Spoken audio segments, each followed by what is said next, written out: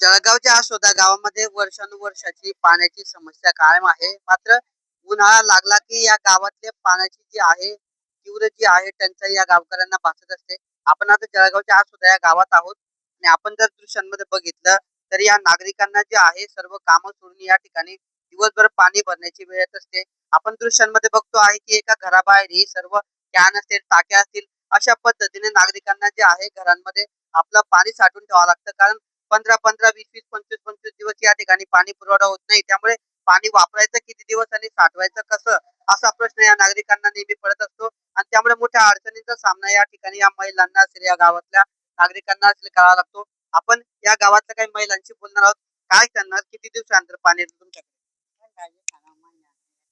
अच्छा. काय त्रास होतो नेमकं? पाणी पुरतं का तुम्हाला? कुठून आणतात मग पाणी तुम्ही? आम्ही तर जार घेतो. जार का घ्यावा लागतो नेमकं पाण्याचं? मग हे पाणी असं येतं ना, घाण येतं. या बादली टाकवा का या बादली टाकवा हे समजत नाही. अच्छा. बस. पाणी पुरतंय का तुम्हाला? नाही ना, पुरत नाही ना. काय अडचण येतात ताई तुम्हाला? पाणी आणावं लागतं लांबून आणि पाणी एवढं 20-25 दिवसाने येतं तर ते पाणी पुरत नाही आम्हाला. लांबून व्हावं लागतं. समस्या आहे तुमची. ही समस्या मी यायच्या आधीची आहे इथं. किती नेमकं काय त्रास होतो तुम्हाला? मग पाणी पुरत नाही ना, ते व्हावं लागतं. लहान मुलांना घेऊन पाणी व्हावं लागतं. अच्छा. हो. आणि किती दिवसापासून त्रास आहे? मी इथं यायच्या अगोदरचा त्रास आहे. म्हणजे मला येऊन इथं 15 वर्ष झाले, पण त्याच्या आधीच पाणी नाही. प्यायचं पाणी कुठून आणता?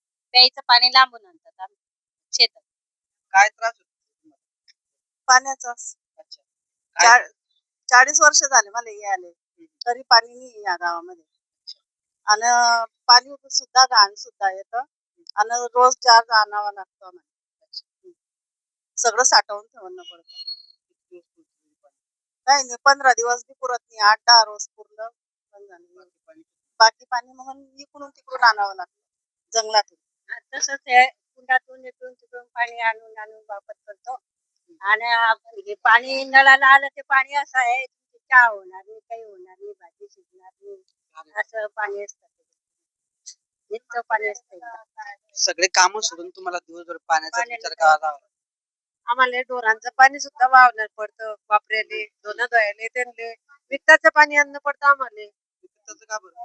विकताचं म्हणजे जार घेणं पडतो ना प्यायचं. ट्युबवेलीचं पाण्यानं काहीच होऊ शकत नाही. आजार येतो. घाण पाणी येतं. किती दिवसानंतर पाणी येतं? पाणी 20 दिवसानं. तुम्हाला पाणी व्हावं. हा. पाणी व्हावं. मग काय मागणी तुमची? ही समस्या सुटली पाहिजे असं वाटतं का तुम्हाला? पाणी पाहिजे, पाणी पाहिजे. तर अशा पद्धतीने या महिलांच्या प्रतिक्रिया तुम्ही ऐकल्यात की गेल्या 30 ते 40 वर्षापासून या गावात अशी समस्या आहे. मंत्री गुलाबराव पाटील जे आहेत पाणी पुरवठा मंत्री, त्यांच्या मतदारसंघातलं हे गाव आहे. मात्र तरीही या गावची पाण्याची समस्या अद्यापपर्यंत सुटलेली नाही. 20 ते 25 दिवसानंतर या गावामध्ये पाण्याचा पुरवठा होतो. दिवसभर महिलांना पाण्यासाठी भटकंती करावी लागते आणि पाणी गढूळ येत असल्यामुळे अक्षरशः विकतचं पाणी घेऊन या ठिकाणी महिलांना जो आहे रोजचा उदरनिर्वाह करावा लागतो. अशा एक ना अडचणींचा डोंगर या महिलांसमोर उभा असून गावकऱ्यांची पाण्याची समस्या कधी सुटेल? आपल्या जिल्ह्याचे पाणी पुरवठा मंत्री असल्यामुळे तरी पाण्याची समस्या सुटेल का, अशीच एक अपेक्षा या महिलांनी व्यक्त केली असून पाण्याची समस्या सुटावी, जेणेकरून मूलभूत जो प्रश्न आहे पाण्याचा तो लवकरात लवकर दूर होईल, अशी मागणी या महिलांनी केली आहे. किशोर पाटील, TV9 मराठी, जळगाव.